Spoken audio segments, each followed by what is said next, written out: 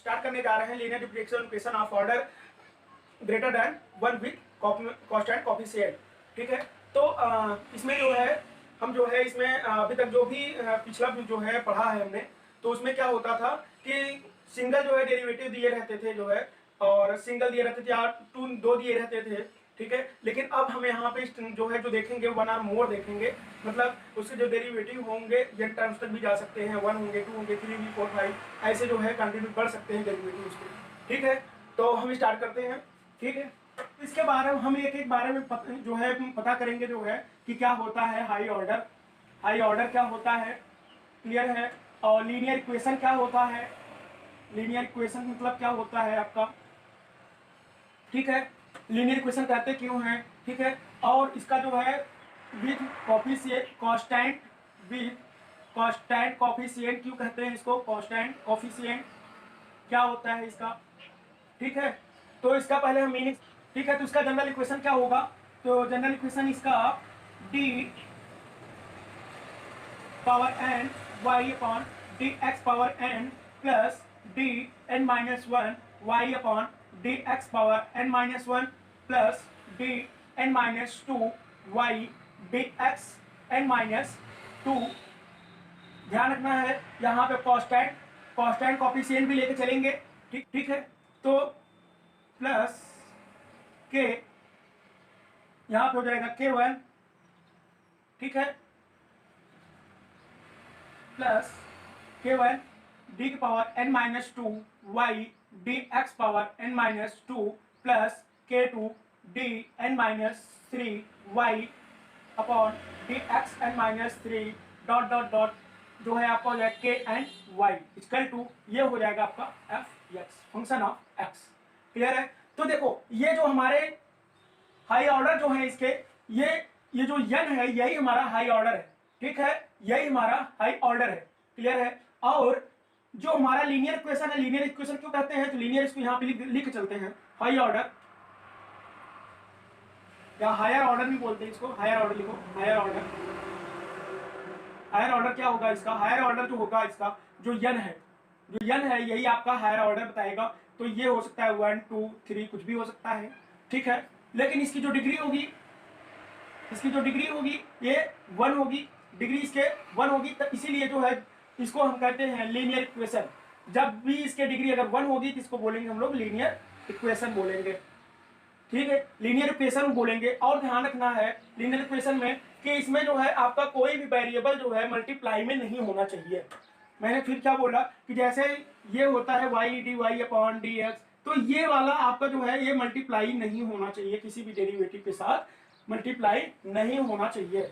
ठीक है, क्लियर है। और लीनियर इक्वेशन क्यों है, क्योंकि इसके डिग्री 1 होंगे। जैसे ये है आपका डिग्री 1 मतलब जैसे मान लो हमने बोल दिया d 4 y upon d x power 4। ठीक है, तो इसमें क्या है आपका जो है ये जो ये तो डेरिवेटिव हो गया आपका, यहां से यहां तक आपका डेरिवेटिव हो गया ये आपका डेरिवेटिव। तो y की पावर कितना है, 1 ही तो है, तो y की पावर 1, इसलिए इसको लीनियर इक्वेशन बोलेंगे। ठीक है, ध्यान रख के चलना है। कांस्टेंट कोफिशिएंट, कांस्टेंट कोफिशिएंट ये हमारा जो है ये k है, ये k ही हमारा कांस्टेंट कोफिशिएंट है हमारा, और ये फंक्शन ऑफ x है। ठीक है, इक्वेशन क्यों बोलते हैं, क्योंकि ये जो है इक्वल है हमारा, इक्वल है इसलिए इक्वल बोलेंगे, इक्वेशन बोलेंगे। ठीक है, F x function of F x है। ठीक है, अब इसका जो है जो जनरल फॉर्मूला होता है वो होता है क्या, कैसे निकालेंगे जो है इसका, इसका जनरल इक्वेशन होता है y equal to C F plus P I होता है। क्लियर है, C F plus P I होता है, where y is a dependent variable, y is a dependent variable, dependent variable. ठीक है, सी एफ क्या होता है, कॉम्प्लीमेंट्री फंक्शन, कॉम्प्लीमेंट्री फंक्शन, और पी आई आपका क्या होता है, पर्टिकुलर इंटीग्रल, पर्टिकुलर इंटीग्रल। ठीक है, तो हम कैसे क्या करेंगे, जो है जो y होगा y लिखेंगे, उसके बाद सी एफ निकालेंगे, उसके बाद पी आई निकालेंगे, सम करेंगे, तो हमारा ये जो है higher order linear equation with constant coefficient का जो है जनरल इक्वेशन का फॉर्मूला ये आ जाएगा, आंसर हमारा आ जाएगा। ठीक है, मुझे इस फॉर्म में यहाँ तक कन्वर्ट करना होगा। ठीक, सी एफ निकालना होगा, पी आई निकालना, उसके बाद ऐड करेंगे उसको, तब जाके हमारा आएगा। ठीक है, क्लियर। तो कुछ लड़के जो है इसमें कंफ्यूज होते हैं, जैसे लिख दिया जाता है कि क्वेश्चन में क्या दिया रहता है, dy बाई डी एक्स दिया रहता है, ठीक है। तो ध्यान रखना जो हमारा y है, ये y हमारा y ये हमारा इंडिपेंडेंट सॉरी डिपेंडेंट वेरिएबल होगा। हमारा y क्या होगा? डिपेंडेंट वेरिएबल होगा, ठीक है। और जो हमारा जो ये x होगा, ये x हमारा इंडिपेंडेंट वेरिएबल होगा, इंडिपेंडेंट वेरिएबल होगा, ठीक है। क्लियर है? जैसे dy बाई dt दे दिया तो t हमारा इंडिपेंडेंट वेरिएबल होगा। क्लियर है? तो यहां से जो है ये हम सब देखेंगे। अब सीएफ कैसे निकाला जाएगा, सीएफ बताएंगे। तो सीएफ निकालने के बाद फिर पीआई कैसे निकाला जाएगा वो बताएंगे। क्लियर है? तो ये देखेंगे, ठीक। इसको रब करते हैं, उसके बाद आगे बताते हैं।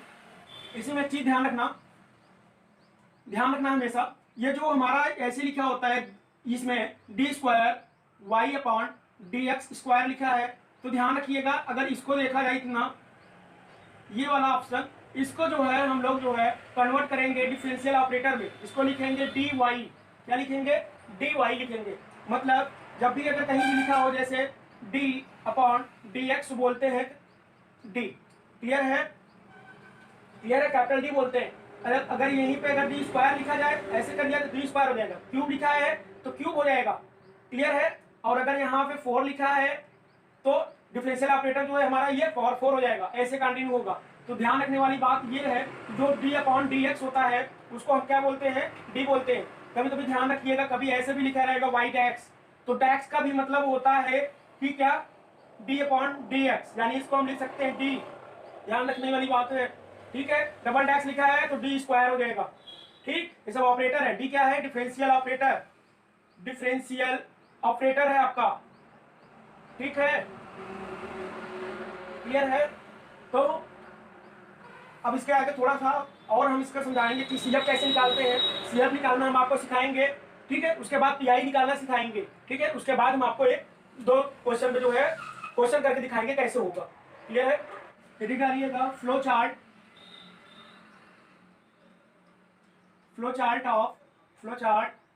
फॉर फाइंडिंग सीएफ, ठीक है। सीएफ निकालने हम लोग चल रहे हैं। कैसे? फर्स्ट स्टेप पहले क्या लेंगे? जो हमारा लीनियर डिफरेंशियल इक्वेशन होगा,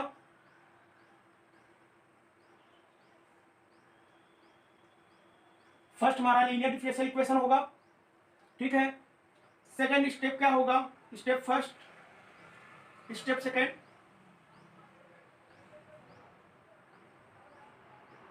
इसको हम सिंबॉलिक फॉर्म में लिखेंगे।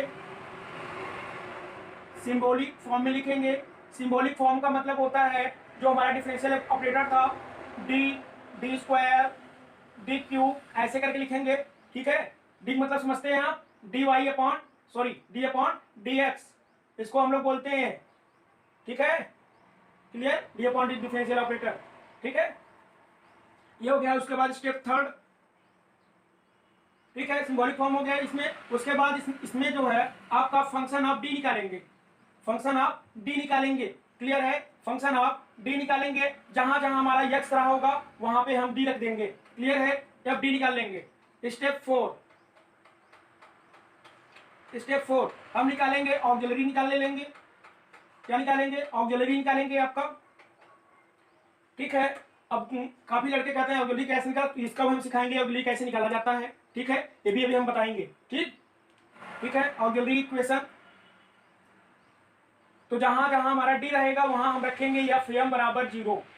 किसी बुक में जो है एफ डी को ही 0 रख दिया जाता है, ठीक। एफ डी को ही 0 रख दिया जाता है, या कहीं जहां जहां यम है डी है वहां हम यम रख के निकाल सकते हैं, ठीक। कोई दिक्कत नहीं है। अगर डी बराबर डी मतलब जो हमारा फंक्शन ऑफ डी बराबर 0 करके भी निकाल सकते हैं ऑक्सिलरी, और चाहे तो जहां डी है वहां पे हम यम करके निकाल के जो है यम को 0 कर सकते हैं। मतलब जहां डी है वहां यम रखेंगे और बराबर 0 कर सकते हैं। चाहे तो ये फंक्शन जैसे उसको हम 0 कर देंगे, तो वहां पे अगर डी कर रखेंगे तो डी की वैल्यू आएगी, और यम कर रखेंगे अगर जहां डी है वहां यम रखेंगे तो यम की वैल्यू आएगी, ठीक है। वही हमारा ऑक्सिलरी इक्वेशन, वही हमारा ऑक्सिलरी जो है उसका मान वैल्यू आ जाएगी, यम की वैल्यू आ जाएगी, ठीक है। यम रखेंगे तो यम की वैल्यू आएगी, डी और डायरेक्ट ऐसे 0 रखेंगे तो डी की वैल्यू आएगी, वही हमारा ऑक्सिलरी होगा। क्लियर है? स्टेप 5 में हम क्या निकालेंगे? फिर सी एफ निकालेंगे। क्लियर है? स्टेप 5 में फिर क्या निकालेंगे हम लोग? सी एफ निकाल ले लेंगे। क्लियर है? अब ध्यान रखना है, ये जो ऑक्सिलरी इक्वेशन आता है ये कैसे आता है ये निकालने चल रहे हैं। और उसके बाद जो है ऑक्सिलरी इक्वेशन का जो वैल्यू आता है वो किस किस टाइप का आ सकता है, रियल भी आ सकता है, कॉम्प्लेक्स भी आ सकता है, रियल डिस्टेंस भी आ सकता है, इमेजिनरी नंबर भी आ सकता है, ये सारे नंबर आ सकते हैं। तो उसको भी बारे में हम देख लेते हैं। ठीक है, तो यहाँ तक हमने क्या बताया स्टेप है, पहले लीनियर डिफरेंशियल इक्वेशन ले लेंगे जो हमारा दिया रहता है इक्वेशन, नॉर्मल जो इक्वेशन हमारा क्वेश्चन दिया रहता है उसको ले लेंगे। फिर उसको जो है क्या करें, सिंबॉलिक फॉर्म में जो है डी में कन्वर्ट कर देंगे सबको। ठीक है, डी मतलब जहाँ d y by d x, जो डी बाई डी एक्स लिखा है उसको डी करें, करके देखेंगे, क्वेश्चन बताएंगे समझाएंगे। उसके बाद फंक्शन आप जो है डी कर देंगे। ठीक है, फंक्शन आप डी निकालेंगे। उसके बाद जो है हम डी की जगह पे एम रख के जीरो कर देंगे तो एम की वैल्यू निकल आएगी। उसके बाद सी एफ निकल आएगा। क्लियर है? ठीक है, क्वेश्चन से समझाएंगे, पहले टॉपिक को समझ लो क्या क्या है पहले। ठीक है, ठीक है, तो हम लिखने चल रहे हैं जो हमारा writing for C F, writing of C F for m. ठीक है, तो अगर जैसे हमारा एम की वैल्यू आ गई रियल और डिस्टिंक्ट आ गया, जैसे 3 आ गया, -3 आ गया, 2 आ गया, 5 आ गया, एन की वैल्यू 3 आ गई, 3 वैल्यू आ गई, -3, 2 और 5, 3 वैल्यू आ गई। तो इसको हम कैसे लिखेंगे, ध्यान रखने की बात है।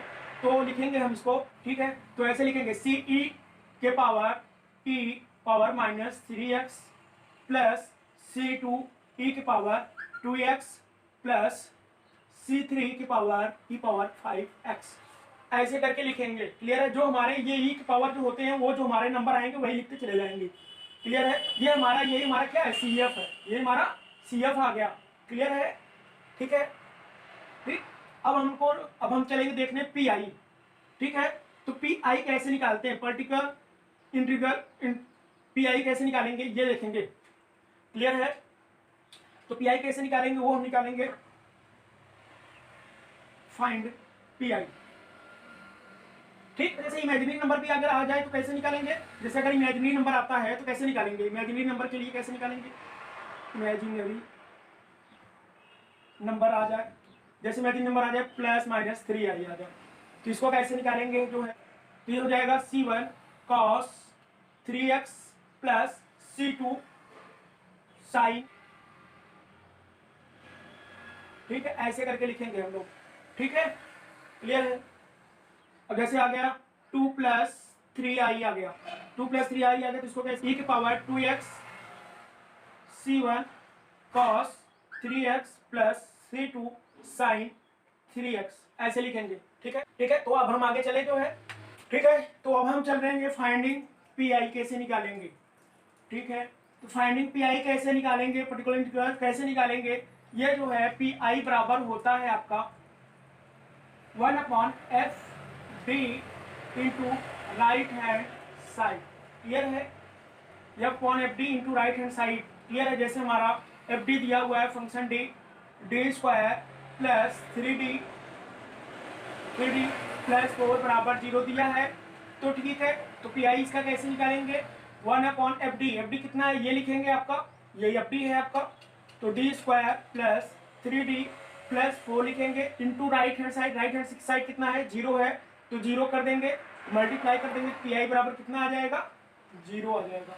तो हम पी आई ऐसे निकालेंगे, सिंपल सा। क्लियर है? 1/f d into right hand side कर देंगे तो आपका पी आई आ जाएगा। क्लियर है? ठीक है, अब हम चल रहे हैं क्वेश्चन पे, जो है क्वेश्चन लगाएंगे, क्वेश्चन के द्वारा समझेंगे पूरी जितनी बातें अभी तक हमने बताई है। ठीक, क्वेश्चन फर्स्ट, क्वेश्चन है d square y upon d x square plus 3dy upon d x plus 2y बराबर 0, ये क्वेश्चन है। ठीक है, सॉल्व करेंगे तो D square upon d x square plus 3dy upon d x plus 2y is equation first, this is equation first. अब हम लोग क्या करेंगे, स्टेप फर्स्ट क्या था कि हम जो है ये फॉर्मूला लेंगे। ठीक है, उसके बाद सेकंड स्टेप क्या था कि जहां पे जो है ये है आपका डेरिवेटिव, इसको जो है हम कन्वर्ट करेंगे डिफरेंशियल ऑपरेटर में। तो ये जो आपका इतना है ये वाला y को छोड़कर जो है इसको हम कन्वर्ट करते चले जाएंगे। तो आपको बताया था d बराबर क्या होता है आपका dy/dx, सॉरी d/dx, यही तो होता है आपका d। ठीक है, तो यहाँ पर हम करते हैं, यहाँ पे कितना हो जाएगा, तो डी स्क्वायर हो जाएगा, डी स्क्वायर वाई अपॉन ये क्या हो जाएगा 3, क्या हो जाएगा आपका 3d वाई प्लस ये हो जाएगा 2y बराबर 0। ठीक है, तो यहां से जो है अगर देखा जाए तो D square plus 3y sorry 3d D square plus 3d plus 2y बराबर 0। अब हमने क्या निकाल, अब ये क्या आ गया, फंक्शन ऑफ डी है, मुझे फंक्शन ऑफ डी निकालना है, फंक्शन ऑफ डी निकालना है, यही हमारा फंक्शन ऑफ डी है। क्या आ जाएगा फंक्शन ऑफ डी बराबर D square plus 3d plus 2। अब हमने बताया था कि अब इसी को जो है क्या करेंगे कि जहां पे ऑक्सिलरी वाला निकाले, ऑक्सिलरी इक्वेशन निकालेंगे, क्या निकालेंगे, ऑक्सिलरी इक्वेशन निकालेंगे। ठीक है, ये कैसे बताया था कि जहां पे डी है वहां पे हम क्या रखेंगे, एम पुट कर देंगे, जहां जहां डी है वहां पे हम एम पुट कर देंगे। क्लियर है, तो जहां पे डी है वहां पे एम पुट कर देंगे तो क्या निकलेगा, एफ एम निकल आएगा, एफ एम निकलेगा। तो यहाँ पे क्या हो जाएगा, डी की जगह पी एम है तो डी की जगह p m, t square plus 3m plus 2 हो जाएगा। अब क्या किया था हमने, एफ एम को क्या करेंगे, 0 कर देंगे। ये तो बताया था कि डी की जगह पे एम रख के उसको 0 कर देंगे तो एम की वैल्यू आ जाएगी। तो एम की वैल्यू यहाँ पे क्या आ जाएगी, तो ये हो जाएगा एम, कॉमन कर लेंगे तो ये हो जाएगा आपका m plus 3 sorry m plus 2 plus 1 m plus 2 ये आ जाएगा। तो ये हो जाएगा आपका एम प्लस 1 एम प्लस 2। तो इसको सॉल्व करेंगे तो एम की वैल्यू आ जाएगी आपकी -1 और -2, दो वैल्यू आ गई। क्लियर है, अब इसका हम सीएफ निकाल ले लेंगे। ठीक है, सीएफ कैसे निकालते हैं आपको बताया था, सीएफ निकालेंगे तो क्या हो जाएगा c1 e की power -x plus c2 e की पावर कितना हो जाएगा -2x। ये हमारा आ गया क्या, सीएफ आ गया। ठीक है, तो सीएफ हम ऐसे निकालेंगे। क्या किया हमने, जो इक्वेशन था इक्वेशन लिया, इक्वेशन की जगह फिर डिफरेंशियल ऑपरेटर हमने रखा, जहां जहां ये था वहां पे हमने डी था तो डी बराबर डी है, डी अपॉन डी एक्स होता है, तो डी स्क्वायर था तो डी स्क्वायर हो गया, d y d upon d x देखो यहाँ पे लिखा हुआ है। अगर इसको वाई इधर करो ऐसे तो देखो डी अपॉन डी एक्स, तो इसको कहते हैं डी, तो डी लिखा वाई, वाई लिख दिया, उसके बाद 2y, तो फिर उसके बाद y कॉमन कर लिया, ये आ गया। अब ये हमारा जो आया फंक्शन ऑफ डी आ गया, और फंक्शन ऑफ डी जो है ये हो गया। और उसके बाद ऑक्सिलरी इक्वेशन निकालते हैं, जहां डी रहता है वहां पे एम रखते हैं, तो वहां एम रख के एम की वैल्यू निकाला। एम की वैल्यू निकालने के बाद क्या किया हमने सीएफ निकाल लिया। क्लियर है, सीएफ निकालने के हमने फॉर्मूला बताया अभी कैसे निकालते हैं, ये हो गया हमारा सीएफ। अब क्या निकालेंगे, पीआई निकालेंगे और उसको सम कर देंगे तो हमारा जब वाई निकल आएगा। क्लियर है, तो कंप्लीट सोल्यूशन हो जाएगा हमारा। ठीक है, सीएफ निकाला है तो हम निकालते हैं PI. Now PI is equal to क्या हो जाएगा, 1/f/d और into right hand side fd।